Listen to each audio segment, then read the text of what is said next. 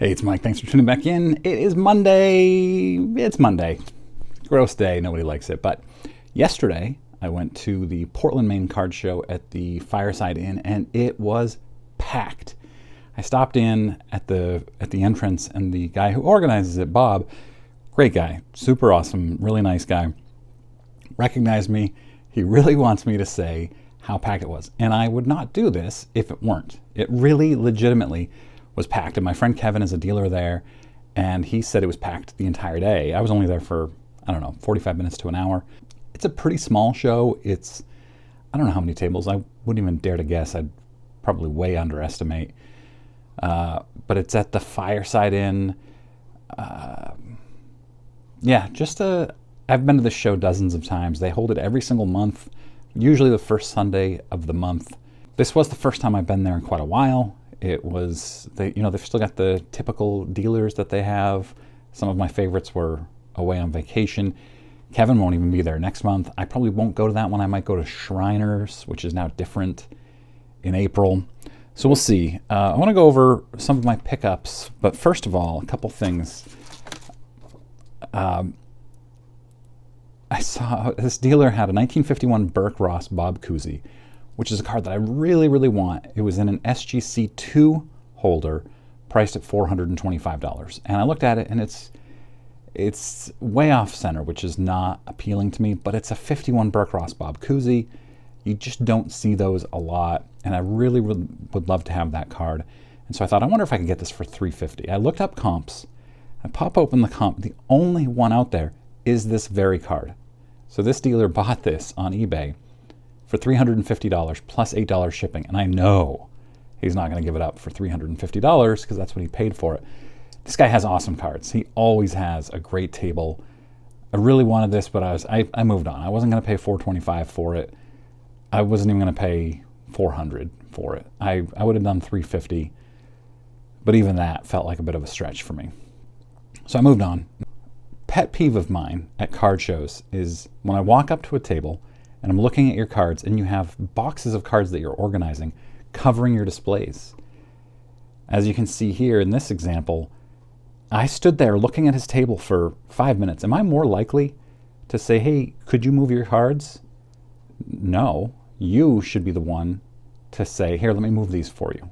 That, if you want me to buy your cards or even take a closer look, I said 5 minutes. It was probably a minute. And I was like, I'm out of here. It's such a bad way to do business, to cover up your products. This is rare there. Almost every dealer is very helpful, great customer service. I love the dealers at this show. Another pet peeve is prices. I went up to one dealer and he had a card I wanted, and I said, hey, how much do you have this priced at? Because he doesn't have them listed. There are no prices listed. And he said, oh, I'd better make sure to give you a good comp so you don't say anything bad about me on your show. And of course now I have, because he didn't have any prices listed. All right, I had to stop for a minute. Hopefully I'm right back where I was before. I went to Don's Sports Card Center's table. They're always awesome. Ron is the best owner around. They had this 1988 Fournier Estrellas rules card, Michael Jordan card, and a PSA 10. I'd never seen this card before. They had it priced at $200. I haven't looked up comps. I didn't buy it. It was just really cool to see a Jordan card from the 80s that I had never seen before. Very neat. By the way, I'm at 8,000 subs as of this morning, and then somebody unsubscribed and I dropped down to 79.99 again. But 8,000, I'm going to have a 8,000 subscriber Ask Me Anything live stream Sunday night at 7 p.m. Eastern time. It's already there, so if you want to go and click on notify or whatever the button is to remind you. My newsletter came out this morning, free weekly sports card newsletter. I talked about whether you should buy SGC or say buy to SGC. I also shared some other things like details on my sponsorship with Just Collect, things like that I put in my newsletter, kind of unique stuff that I wouldn't put in a video, or don't put in a video, I guess is more likely. All right, let's get to my cards that I got. First of all, Kevin, my friend Kevin, who's a dealer there, goes by Kevin's Cash on Instagram. You should go follow him. Always gives me some Devers cards because I'm a Devers collector. I featured this card on a video. I didn't have it though, so I love that. It's such a weird card. And then he gave me this red foil Sandy Alcantara, because I'm an Alcantara guy, even though he's injured. Oliver gave me some cards to get PSA DNA certified, including this Puckett. You can barely see the autograph on there. He got that in person when he was a kid, back in the 1950s, I guess. No, of course, in the 80s or 90s, I don't know. So next up, Kevin also gave me this Sydney McLaughlin-Levrone, my favorite track athlete, or tracklete, all-time greatest 400-meter hurdler. We'll see how she does in the 400 this year with Femke Bol competing. I'm a big track guy.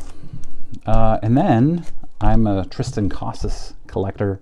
Got this great 5-star numbered to 75, I think. Yeah. Priced at 50. Got it for $50. So really happy with that. On card, Casas auto rookie